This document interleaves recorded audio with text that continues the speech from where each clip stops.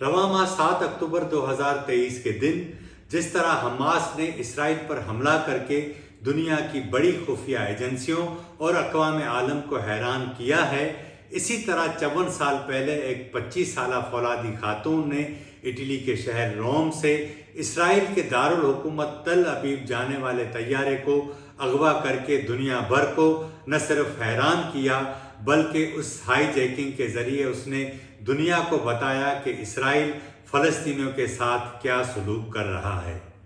ये किसी खातून की तरफ से दुनिया की तारीख की दूसरी तैयारा हाईजैकिंग थी।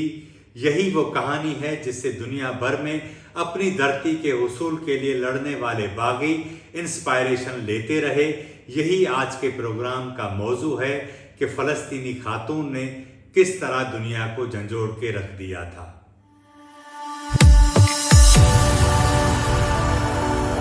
क्या हाल है आपके दोस्तों? दुनिया में दो तबके ऐसे हैं जिनका ताल्लुक जुबान, नस्ल, मजहब व मसलक और सरहदों से मावरा होता है। इन दो तबकात का नाम है एक जालिम और दूसरा मजलूम। अपनी धरती पर कब्जा करने वाले जालिमों के खिलाफ मजलूम ललकारने से बाज नहीं आते। अगर मजलूम ललकार ना छोड़ दे तो वो बुज़दिल कहलाता है और बुज़दिल की जगह मुआशरे से लेकर तारीख तक कहीं नहीं होती।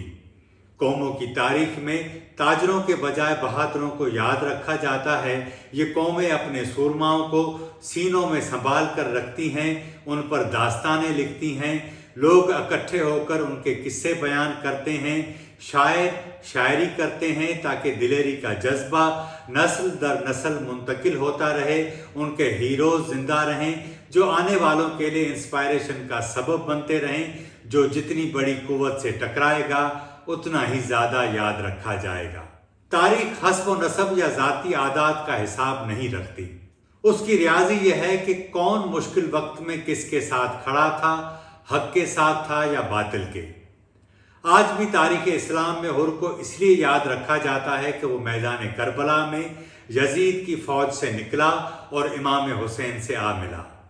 उसके बाद उसकी चंद घंटे की जिंदगी थी, लेकिन आज सदियों बाद भी किसी को इससे सरोकार नहीं कि हुर का माजी क्या था। उसने बस फैसला कर लिया कि वो मजलूम के साथ है और इसी फैसले ने उसे हीरो बना दिया। याद रखें, किस्मत हमेशा वक्त पर फैसला करने वाले दिलेरों पर मेहरबान होती है। आज की कहानी एक 79 साला फ़लस्तीनी खातून की कहानी है जो इस वक्त उर्दन के शहर अमान में रहती है। 25 साल की उम्र में जब वो जवान थी तो उसने दुनिया को हैरान कर दिया था। वो पहली खातून थी जिसने मुसाफिर तैयारा अगवा करके अपने कैदियों को रिहा करवाया था। उसने दुनिया की तवज्जो मबजूल कराई कि फ़लस्तीन के साथ क्या हो रहा है। दुनिया उसे लैला खालिद के नाम से जानती है। लैला खालिद जब तैयारा हाई चेक कर रही थी उस वक्त 2 साल पहले ही बोलिविया में ची गवेरा को कत्ल कर दिया गया था। दुनिया भर में लेफ्ट के नजरियात के हामिल नौजवानों के कमरों की दीवारों पर ची गवेरा की तस्वीर लगी होती थी। लैला जब अपने कारनामे में कामयाब हुई तो उसकी तस्वीर भी ची गवेरा के साथ आवेजा होना शुरू हो गई।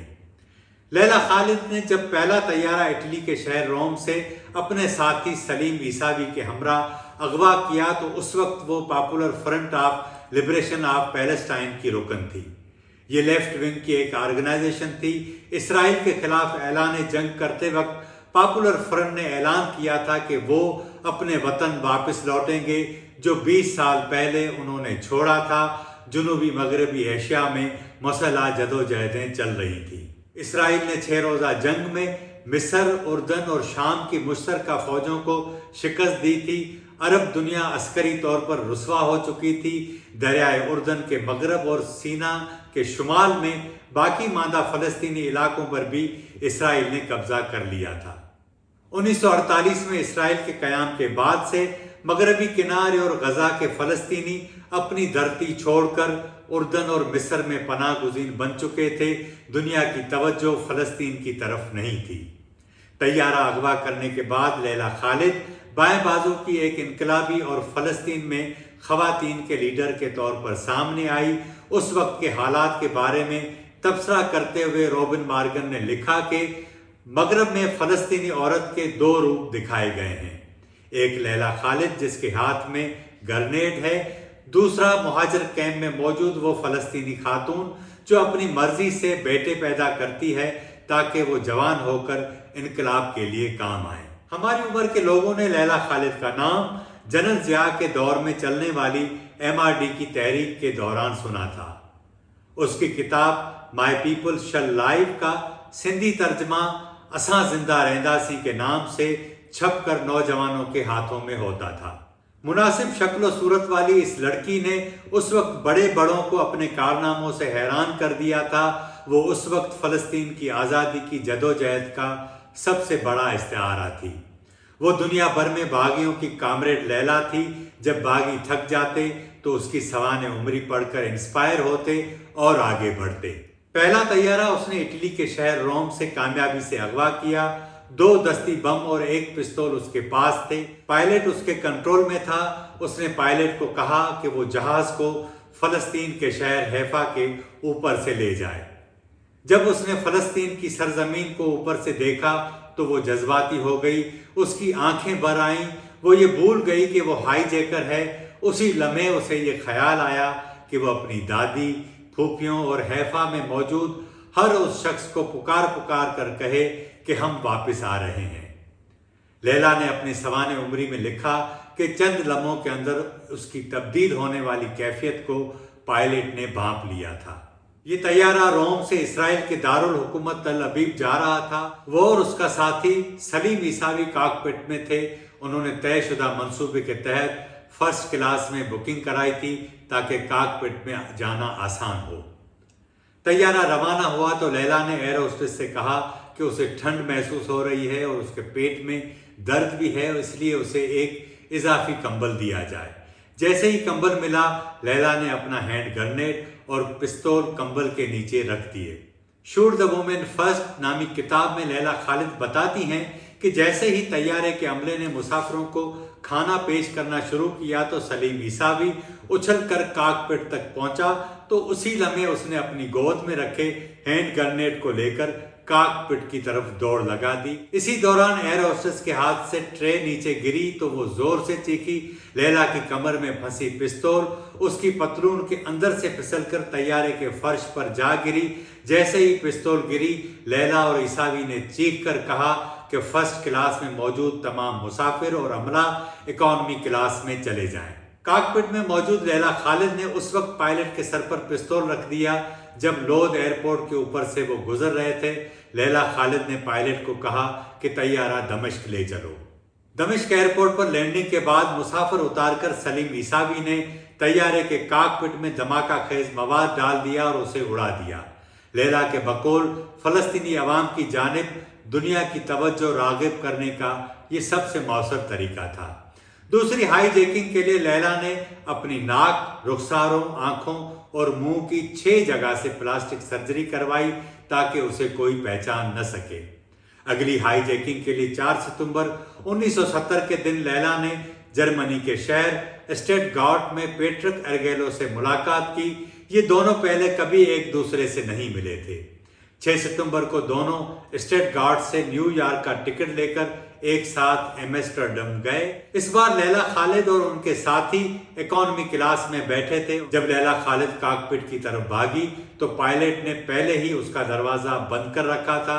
ڈیوڈ راہ نے اپنی کتاب ٹیرر ان بلیک سپٹمبر میں لکھا کہ لیلا خالد نے اپنی خصوصی طور پر تیار کردہ برا سے دونوں ہینڈ گرنیڈ نکالے ہی تھے کہ طیارے میں سوار گارڈز نے فائرنگ شروع کر دی۔ پیٹرک نے جوابی فائرنگ کی۔ اس دوران پیٹرک کو گولی لگی۔ لیلا پر 2 گارڈز اور مسافروں نے حملہ کیا۔ لوگوں نے اسے مارنا شروع کر دیا جس سے اس کی بہت سی پسلیاں ٹوٹ گئیں۔ پائلٹ نے اچانک طیارے کو نیچے کی جانب موڑ دیا جس کی وجہ سے لیلا خالد اپنا توازن کھو بیٹھی اور فرش پر گر گئی۔ اس بارے میں کچھ سال پہلے BBC سے گفتگو کرتے ہوئے لیلا خالد نے بتایا تھا کہ آدھے گھنٹے بعد ہم کھڑے ہو گئے اور میں نے اپنے دانتوں سے ہینڈ گرنیڈ کی پن نکالنے کی کوشش کی۔ جو ہی ہم کھڑے ہوئے اور چیخے، سیکیورٹی اہلکاروں نے فائرنگ شروع کر دی۔ لیلا نے دھمکی دی کہ وہ 3 تک گنے گی، اگر کاکپٹ کا دروازہ نہ کھلا تو وہ طیارے کو اڑا دے گی۔ اسی لمحے کسی نے اس کے سر کے پیچھے سے وار کیا اور وہ بے ہوش ہو گئی۔ लैला खालिद ने अपनी सवाने उम्री में लिखा है कि मैंने देखा कि खून से लथपथ अर्गियोलो की कमर पर एक गार्ड ने खड़े होकर 4 गोलियां दागी। लैला खालिद को कुछ मुसाफिरों की टाई की मदद से बांधकर फर्श पर लिटा दिया गया था। जैसे ही तैयारा हेथ्रो एयरपोर्ट लंदन पर लैंड हुआ, लैला खालिद की दरखास्त पर सिक्योरिटी एहलकारों ने उसके हाथ खोल दिए। लैला अपनी बायोग्राफी में लिखती हैं कि मैंने पीटर के जिस्म के पास खड़े होकर उसका हाथ थाम लिया, उसके जख्मों का जायजा लिया और दोस्ती के जज्बे से मगलूब होकर उसके होंठों को चूमा और फिर मैं रो पड़ी। ये मेरे लिए बहुत अफसोसनाक लम्हा था, क्योंकि मैं ये सोच रही थी कि इसके बजाय मुझे मर जाना चाहिए था, क्योंकि ये हमारी लड़ाई थी, वो तो हमारी मदद करने आया था। लैला खालिद को लंदन की जेल में रखा गया। लैला को आज़ाद कराने के लिए उसके साथियों ने बरतानवी तैयारा अगवा किया और बरतानवी हुकूमत ने लैला खालिद को अपने 114 मुसाफिरों के बदले में रिहा किया। 24 दिनों तक बरतानवी जेल में रहने के बाद 1 सितंबर सन 1970 को रॉयल एयरफोर्स का एक तैयारा लैला खालिद को लेकर कायरा रवाना हुआ। लैला खालिद और उनके साथियों ने 1968 और 1971 के दरमियानी अरसे में 4 मुसाफिर बरदार तैयारे अगवा किए। इसी कारनामों की वजह से उसे पोस्टर गर्ल कहा जाता था। इसी वाक़े के बहुत साल बाद बीबीसी ने लैला खालिद से पूछा कि आपने जो किया उस पर आपको अफसोस है? लैला खालिद का जवाब था, बिल्कुल भी नहीं। उनसे फिर सवाल किया गया कि आपकी वजह से जहाज में सवार सैकड़ों मुसाफिर दहशत ज़दा हुए और उन्हें ज़हनी सदमा पहुंचा और तैयारे का अमला भी बुरी तरह जख्मी हुआ। लैला खालिद ने जवाब दिया, मैं माफ़ी मांग सकती हूँ कि उन्हें सदमा पहुंचा, लेकिन वो महफूज रहे। इस कार्रवाई का मकसद उनको तकलीफ देना नहीं था, लेकिन आपको ये भी देखना चाहिए कि बहैसियत इंसान हमें और हमारे इंसानी हुकूक को भी नज़रअंदाज किया गया है। आज जब इसराइल और हमास की जंग में बहुत सारों को इंसानी हुकूक याद आ रहे हैं, उन्हें यह फैसला करना होगा कि क्या जालिम और मजलूम के एक जैसे इंसानी हुकूक होते हैं। 79 साला लैला खालिद इस वक्त अमान में मुकीम हैं। उनकी शादी फयाज राशिद हिलाल से हुई। उनके 2 बच्चे बदर और बशर हैं। आज के प्रोग्राम में इतना ही।